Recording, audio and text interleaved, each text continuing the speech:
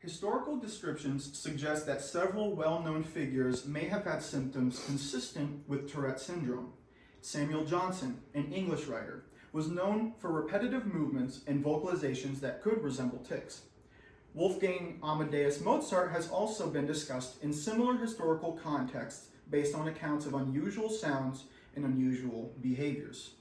More recently, public figures like Billie Eilish and Dan Aykroyd have openly shared their experiences of dealing with Tourette syndrome, helping bring more awareness to the condition.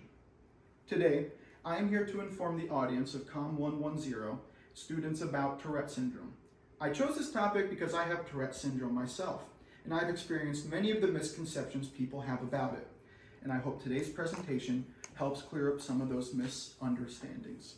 I will discuss what Tourette syndrome is, Tourette syndrome symptoms and causes, and the treatment and support options for those with Tourette syndrome. My first main point is what Tourette syndrome is. According to the Tourette Association of America, Tourette syndrome is a neurological disorder that causes repeated movements, involuntary movements, and vocal sounds called tics. Now, these tics are not intentional and could happen suddenly and could happen repeatedly. Symptoms usually begin during childhood, most often between the ages of 5 and 10. The National Institute of Neurological Disorders and Stroke also explains that Tourette syndrome affects people of all backgrounds and never looks the same in everyone. Some people have mild symptoms that may not be very noticeable, while others have more frequent or disruptive tics. The condition exists on a wide spectrum, meaning severity and type of symptoms can vary widely from person to person. My second main point is the symptoms and the causes of Tourette syndrome. According to the National Institute of Neurological Disorders and Stroke, the symptoms are typically divided into motor tics and vocal tics. Motor tics include things like blinking, head jerking, shoulder shrugging, facial movements, or other repetitive physical motions. On the contrary, vocal tics include things like throat clearing, sniffing, humming, or repeated sounds and repeated words. These tics are not constant and can change over time. They often become more noticeable during periods of stress, excitement, fatigue, or even concentration, and may lessen at other times. A huge misconception about Tourette syndrome is people think it's the funny condition, where people cuss all the time and say these crazy things. The reality is the diagnosis of Tourette syndrome that makes people cuss out loud is a diagnosis called coprolalia. This is the comment I get the most when people are made aware of my diagnosis. People ask whether or not I go into huge cussing fits. The most disheartening aspect of comments like these is sometimes these same people will eventually and always say, "Man, I wish I had that.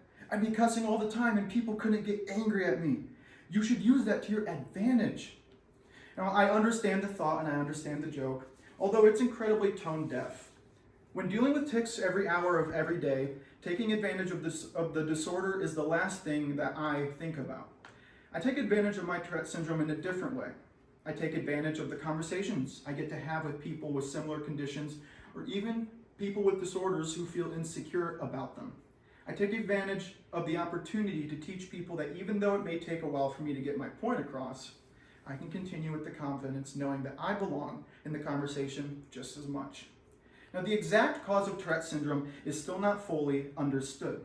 A report from the National Institute of Mental Health on the genetics of mental disorders suggests that genetics play a significant role, and the condition often and can sometimes run in the families. Current research also suggests that it involves differences in brain function, especially in areas that control movement and behavior.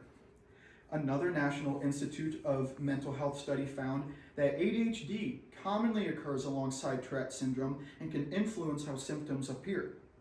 Tourette syndrome is also commonly associated with conditions like ADHD, which can affect daily function for many individuals. My third and final point is the treatment and the support options. According to the Centers for Disease Control and Prevention, there is no cure, or at least no known cure, for Tourette syndrome, but many people are able to manage it successfully.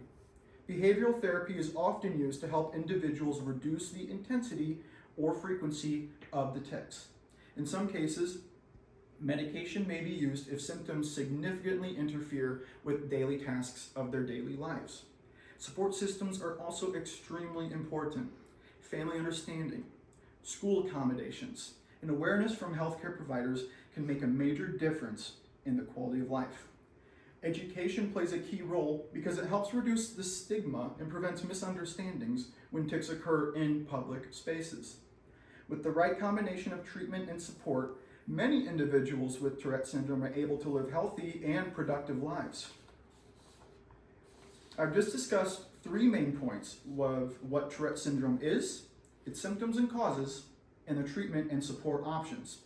And by learning accurate information about Tourette syndrome and understanding the experiences of those who live with it, we can help reduce the misconceptions and create a more understanding and supportive environment for everyone.